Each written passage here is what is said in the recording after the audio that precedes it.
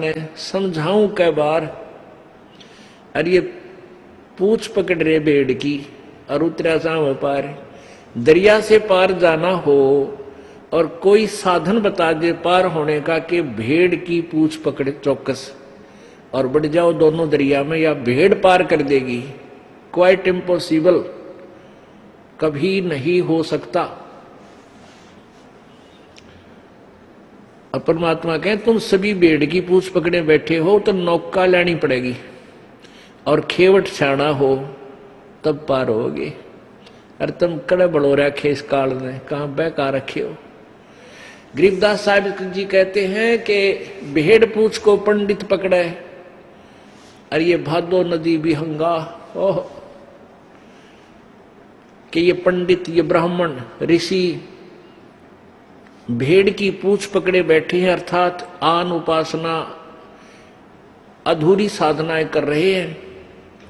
और भादो नदी विहंगा, ओह भादुआ में सबसे ज्यादा वर्षा हो जाती है और सभी दरिया अपना डबल ट्रिपल रूप बनाकर इतना विस्तार से बहकर चल पड़ती है, बहुत वेग से। और कहते हैं संसार रूपी जो है ना हमें पार होना है, ये भादुआ की नदी की तरह ऐसे हिलोरे मार रहा है, इसमें से तुम भेड़ की पूछ पकड़कर पार निकलना चाहते हो। तुम इसी भवसागर में रह जाओगे, क्योंकि नहीं साध सत्संगा, पूरे संत का सत्संग तुम्हें नहीं मिल रहा। भेड़ पूछ को पंडित पकड़े बादो नदी विहंगा, गरीबदास वो भवजल डूबे जो नहीं साध सत्संगा। जिनको संतों का सत्संग नहीं मिला इस भवसागर में ही बह जाएंगे, रह जाएंगे। अब जो ब्रह्म की साधना करेगा वो यहीं उर्ली ओढ़, अब जो ब्रह्म साधना करेगा वो ब्रह्मलोक में जाएगा, वो भी काल के ही जाल में। और जो कोई देवी की पूजा करेगा वो भी काल के जाल में, ये भी पार नहीं कर सकती। और ब्रह्मा विष्णु महेश की जो पूजा करेगा वो भी काल के जाल में, वो भी पार नहीं हो सकता।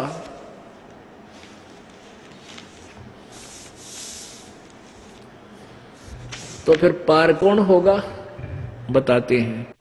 इसलिए गरीबदास साहिब जी बताना चाहते हैं, कोई है रे परले पार का जो भेद कहे झनकार का। अब जैसे ये पंथ चल रहे हैं दो तीन, ये के क्रिया बताओ हैं, आंख कान बंद करके और इसमें सुनो, आवाजें आवेंगी, घंटी सी बाजेंगी, कि तो शंख बाजेगा, कि तो और आवाज आवेंगी। तो ये अनहद धुन सुनो और इससे तुम पार हो जाओगे। अनहद जो धुन है, अनहद नाद है, उसको सुनते ही तुम समझो अपने आप को पार समझ लो। अब क्या बताते हैं कि कोई पूर्ण संत बतावेगा, क्योंकि कबीर परमेश्वर जी ने अपने अमृतवाणी में करने नो दीदार महल में प्यारा है, एक परमेश्वर का पद है, शब्द है,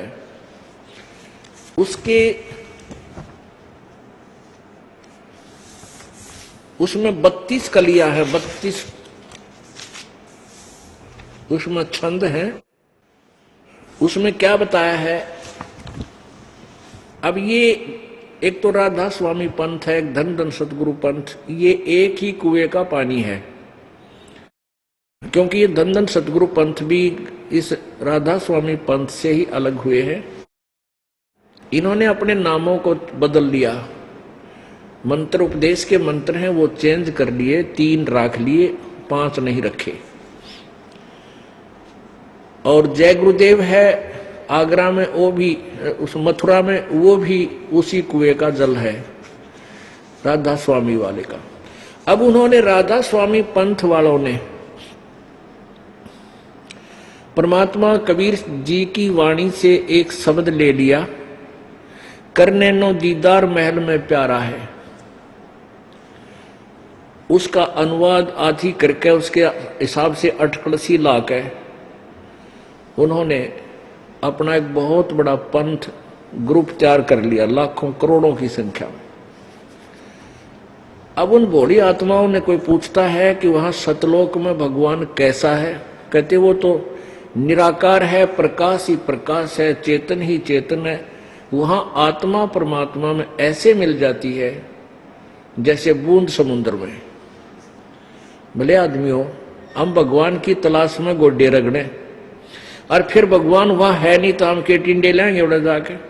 हम परमात्मा के लिए भटक रहे हैं, उसको टो रहे हैं, परमात्मा मिलेगा, उसके दर्शन कराएंगे, अपने दुख रोएंगे बैठ कर, भगवान है उसके साथ रहेंगे, हम भूल जाएंगे सब दुखों को। और वह भगवान है नहीं तो इसे अनाथ यहां पर, ऐसे अनाथ वहां पर, फिर वहां क्या करेंगे जाके? समुद्र में डूब कर मरना है हमने, उसमें मिल जाना नहीं। ऐसी गलती को मूर्ख वैसे करे। अब जबकि करने नो दीदार महल में प्यारा, उसमें कितनी प्यारी बात कही है। अब क्या बताते हैं, लास्ट की कली है 25 नंबर छंद है कि सोडस बानु हंस को रूपा, बिना सत धुन बजे अनूपा, हंसा करत चवर सिर भूपा, वो सत्य पुरुष दरबारा है।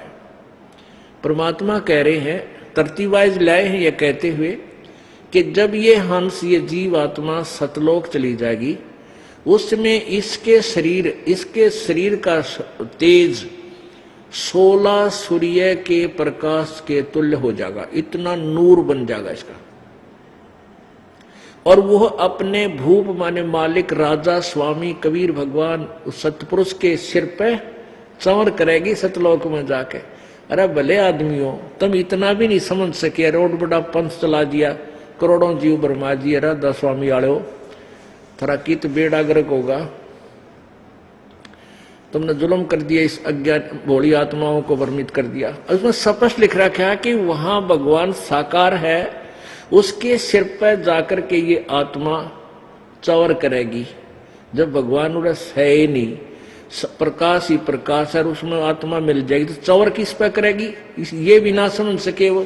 आगे क्या लिखा है कि कोटि भानो उदय जो होई, एते ही पुनचंद खलोई, और पुरुष रोम सम एक ना हुई, ऐसा पुरुष दीदारा है। पुरुष माने परमेश्वर, प्रभु, उसका दर्शन ऐसा है कि उसके एक रोमकूप में, सत्य पुरुष के एक रोमकूप में करोड़ सूर्य और करोड़ चंद्रमा, दोनों की रोशनी भी फीकी उसके एक रोमकूप के तुल्य नहीं है। और ऐसा सत्य पुरुष दीदारा है, ऐसा उस अविनाशी परमात्मा सत्य पुरुष का दर्शन है, वो न्यू दिखाए। जब रोमकूप है तो रोमकूप कोई निराकार के कितने होंगे? रोमकूप ये जो बाल का छिद्र, इसकी एक की रोशनी इतनी सुंदर, मालिक इतना अच्छा शरीर है अपने प्रभु का। आगे इन्होंने सारे, आगे अलख लोक है भाई, सतलोक से ऊपर अलख लोक है। अलख पुरुष की तह ठकुराई, यही परमेश्वर अन्य और रूप बना करके स्वयं ही विराजमान है। अर्बन सूर रोम सम नाही, ऐसा अलख निहारा है कि इससे बाद अलख पुरुष है, अलख लोक है। उस अलख पुरुष लोक में भी अलख पुरुष नाम से यही परमेश्वर रहता है। वहां इनके शरीर की रोशनी एक रोमकूप में अरबों सूर्यों जितनी रोशनी है। अरबों सूर्य भी उनकी एक रोमकूप की रोशनी से फीके पड़े। फिरता पर अगम महल एक साजा, अलख लोक से आगे फिर एक अगम लोक है, और अगम पुरुष ताही को राजा, वही परमात्मा अगम नाम से, अगम पुरुष नाम से विराजमान है। और खरब सूर्य